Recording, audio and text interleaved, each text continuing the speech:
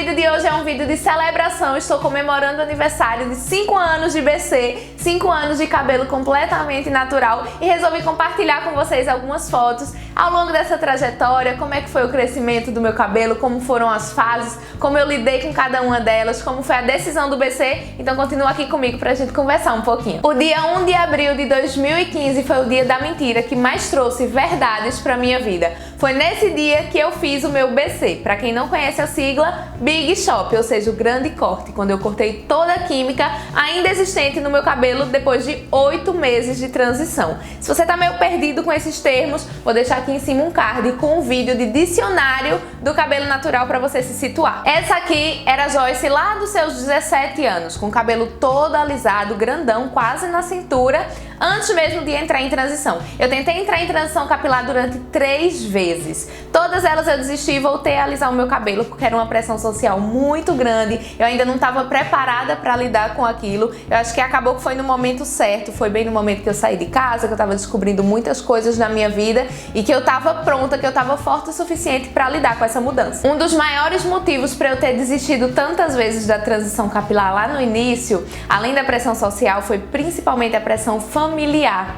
Porque eu estava dentro de um ambiente onde as pessoas não acreditavam nessa história de cabelo natural. Tinha gente ao meu redor, inclusive pessoas que cuidavam do meu cabelo, né, que se diziam cabeleireiros, que dizia que não tinha como, que era impossível voltar ao cabelo natural. Talvez por falta de informação ou talvez porque realmente achava que aquilo não era o melhor pra mim, então tentava me afastar cada vez mais dessa ideia. Mas foi uma fase muito difícil porque eu precisei lutar sozinha, era uma coisa que eu queria muito, que eu sempre quis na minha vida, que eu sempre aspirei, mas que eu não conseguia chegar lá porque eu não tinha um apoio. Já essa aqui que você tá vendo é a Joyce quando entrou em transição capilar, quando pensou em começar a transição capilar. A primeira coisa, depois da terceira tentativa, né? A primeira coisa que eu fiz foi cortar o cabelo pra já ir me adaptando com essa nova realidade e não correr o risco de voltar a alisar. Acho que uma das coisas que mais me atrapalhou no começo da minha transição capilar, que mais dificultou o meu processo de transição capilar, foi me comparar. Eu criava expectativas sobre um cabelo que não era meu, sobre uma textura que não era minha, como por exemplo Raíza Nicásio. Ela era uma das minhas referências lá no começo, foi bem no comecinho do canal dela também, quando ela começou a produzir conteúdo pra internet. Eu admirava muito o jeito que ela lidava com o cabelo, o jeito que ela conseguia usar o cabelo dela natural, e eu queria muito ter aquele cabelo.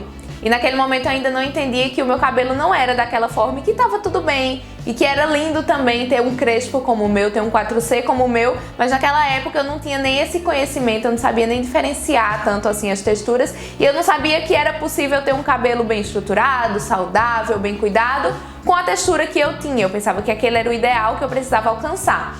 E aí com o tempo foi que eu comecei a entender isso, que eu comecei a consumir outros conteúdos, como por exemplo Maraísa Fidelis, do Beleza Interior, que hoje em dia eu trabalho com ela, eu tenho a honra de trabalhar com ela e assim, pra mim é uma honra mesmo, porque é uma pessoa que eu acompanho desde o meu começo, uma referência pra mim naquela época, que começou a mudar um pouco o meu mindset, que começou a mudar a minha cabeça em relação a essa história de referências, de que tá tudo bem ser crespa e que crespo é lindo. Foi lá no comecinho que Maraísa começou a tocar essa sementinha em mim. Essa Joyce que você tá vendo agora é a Joyce que já tava com muito medo de voltar a alisar, que sabia que tinha dado essa estratégia do corte, então resolveu cortar um pouco mais e se aproximar cada vez mais do seu cabelo natural. A transição é sem dúvida o processo mais transformador que eu já vivi.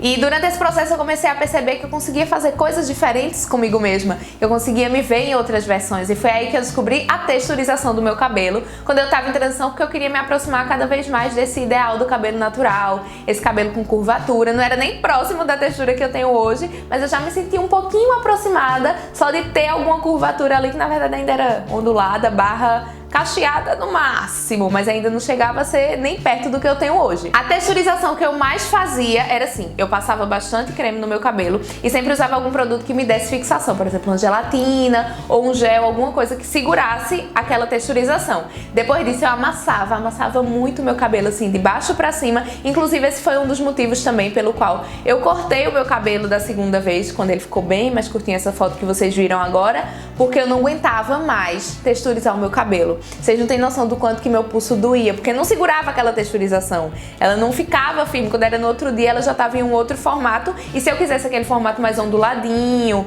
e que realmente ficava no primeiro dia, eu tinha que texturizar tudo de novo. Então eu fazia isso dias seguidos e aí o meu pulso começou a dar uma reclamada disso. Então eu resolvi cortar também por isso, né?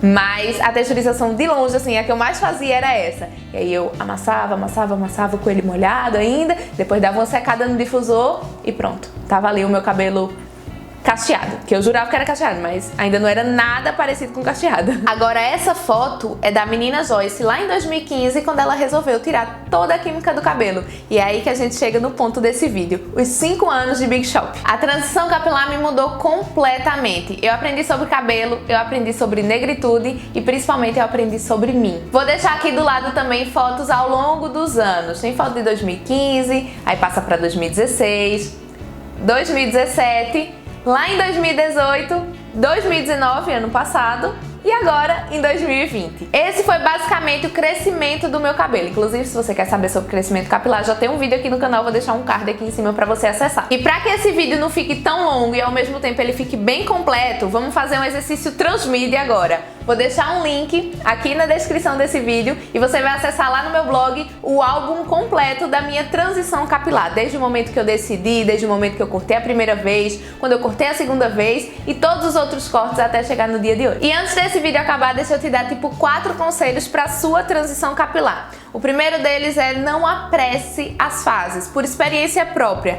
Curta cada uma delas. Eu sei que algumas bagagens sociais podem pesar um pouquinho nesse momento e que talvez você queira ter o cabelão, talvez você esteja habituada a se ver com cabelão e quando você tá ali com o cabelinho bem pequenininho, quando você faz o BC, principalmente se você passa pouco tempo em transição e corta o cabelo bem baixinho, talvez você fique desejando que essa fase passe logo para que você tenha um black grande como o meu. Eu vejo muitas seguidoras falando isso, mas calma, curta essa fase do seu cabelo curtinho também, é interessante, é um autoconhecimento incrível e que talvez depois lá na frente, quando seu cabelo estiver enorme, você pense, poxa, queria meu cabelo curtinho e aí você fique meio receosa de cortar, então curte isso agora. Também vai ser um outro contexto se você for cortar o seu cabelo depois, nunca mais você vai viver essa fase desse jeito. Então curte isso agora, garanto que você vai ter essas lembranças. Conselho número 2, que eu já inclusive falei aqui nesse vídeo também, não se compare. O seu cabelo é único, a sua textura é única, o caimento que ele tem é só seu. E ele tem que ser assim mesmo, ele tem que ser bem particular, tem que ser só seu.